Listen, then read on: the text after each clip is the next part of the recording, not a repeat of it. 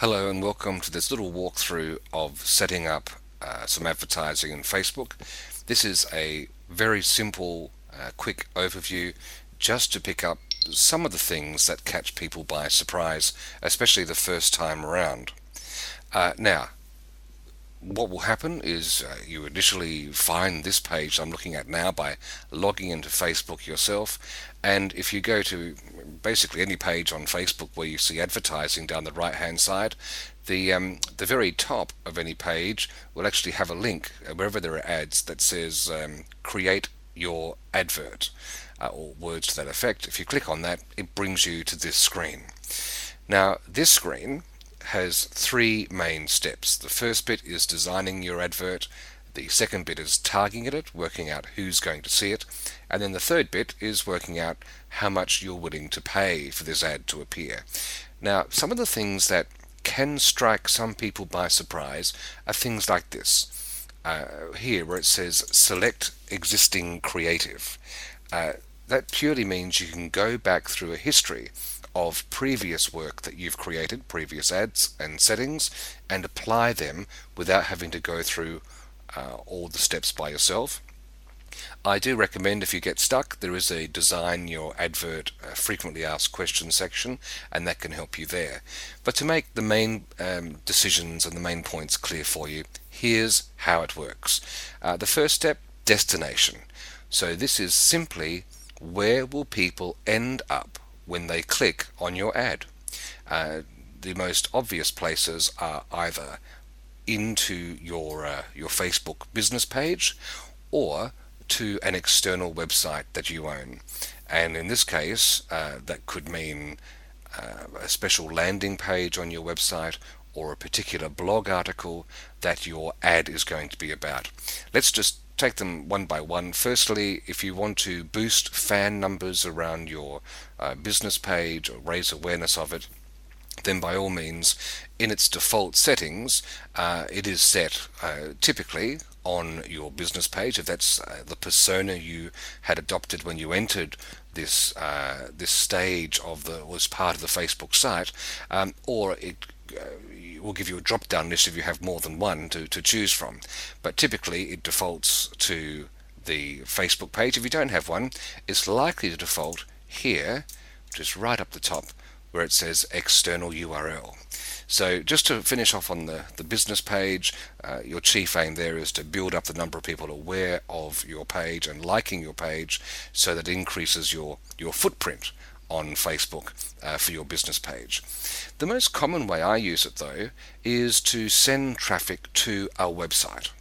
And I mentioned before about a landing page. What I mean is this: if you're advertising your own unique brand of a healing product or a Mexican salsa or whatever it might be, I thoroughly recommend, and it is considered good practice too, land your person, when they've clicked your link, your ad, to a page that is purely about that one product or service.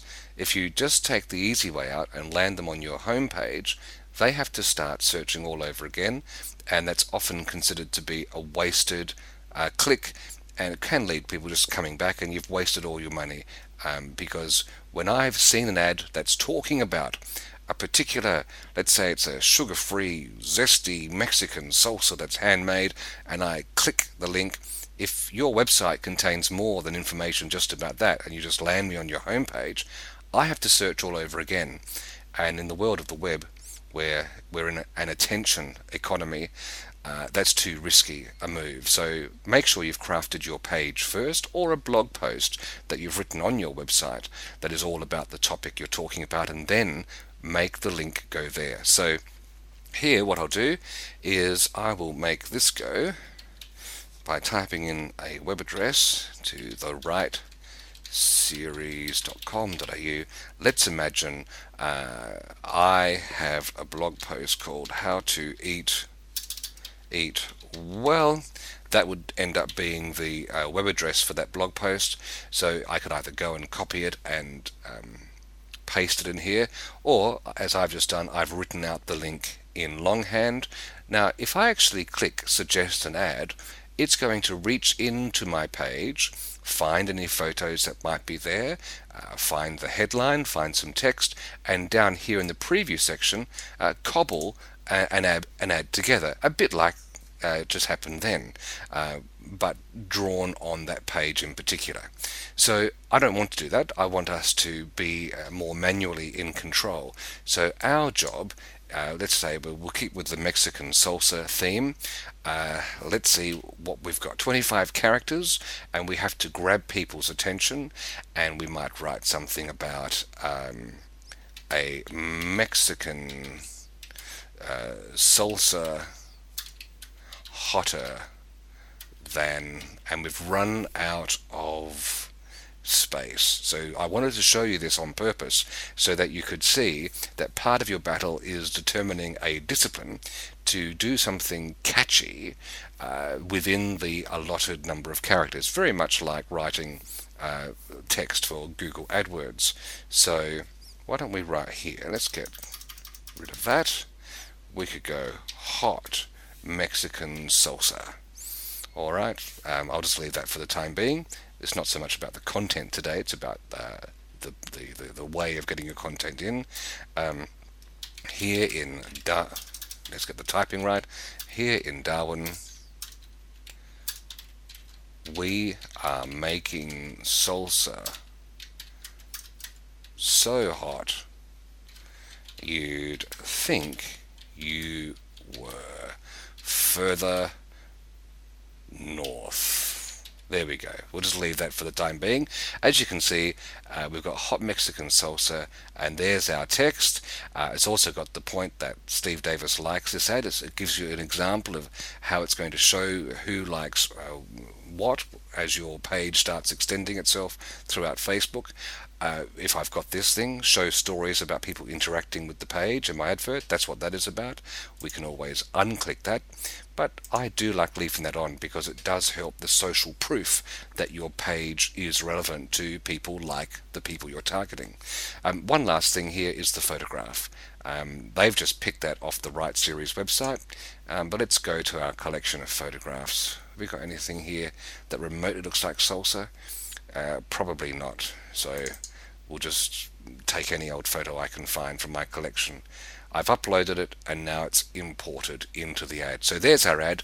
That's how we cobble it together, which is the main focus of today's tutorial.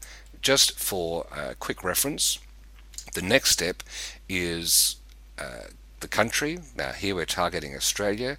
You can actually target a state or a province, and if you do service the complete Northern Territory, you can click that, and now you're targeting all Facebook users in the Northern Territory who are, if you look down here, aged 18 and above. Now who eats salsa? Probably not many 18-year-olds. You'd almost need to be around, 26, 27 by the time your taste buds mature. And what time in life do you stop eating salsa? Probably never. I think once you've tasted it, you've tasted it. Are men or women more likely to be interested in this?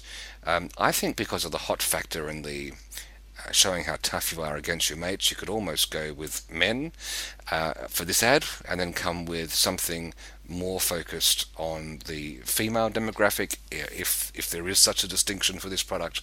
And as you can see in the corner, as you work your way through here, this is determining who's going to get to see your ad. We have an estimate of the total target market that this ad will appear to. At the moment, it's now 26,000 people. They live in Australia, in the Northern Territory. They're 27 years of age or older, and they're male. We can see down here that there are interests we can add. We can advance connection and actually target people who are connected to any particular event or an app or a page that you might have, or who are not connected, but I'll just leave it on anyone for the time being. And then we can also look at whether they're men who are interested in men. So for example, if you thought it was more of a gay market, you can see that there are 260 men in Northern Territory on Facebook, 27 years and older, who have openly announced to the world that they're gay on their Facebook profile. Now there are likely to be more gay people in that target market, but only 260 have self-identified in the realms of Facebook. For now, we just leave it on all. Relationship status probably doesn't have a large bearing on this product, but as you can see, you could just focus on married men in that demographic and craft an ad around there. How to surprise their wife, in this case, when they come home and they've cooked something with our beautiful Mexican salsa, etc. Languages, if that's an important part for your marketing needs, and also education. From time to time, that might be useful. Here in Australia, I haven't found great use yet for targeting workplaces. It seems there are not that many that are referenced within the Facebook realm, at least not at this point. I'm sure that will change over time. And then the final section, part 3, is where you give your campaign a name. We'll call this Hot Salsa. This is just for our reference. Give yourself a budget, and let's just give us a whole lifetime budget. This is not a bad way to go around to begin with, especially if you're just experimenting. I don't know, toss $80 into the kitty.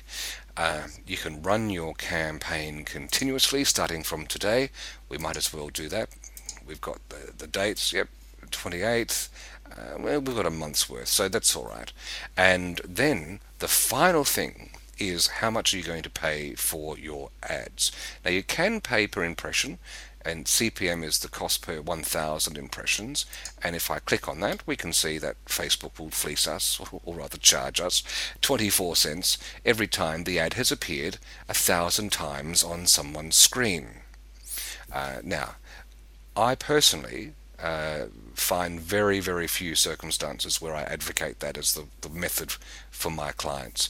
I do like the accountability that clicks bring, and so you'll find I often err towards a cost per clicks or a pay per clicks methodology. And here Facebook is telling us $1.37, somewhere in the middle of their range there, is what they think we should offer Facebook as the maximum we're willing to pay for a click on our ad, in return for Facebook making the ad appear prominently on people's pages, the people we're after.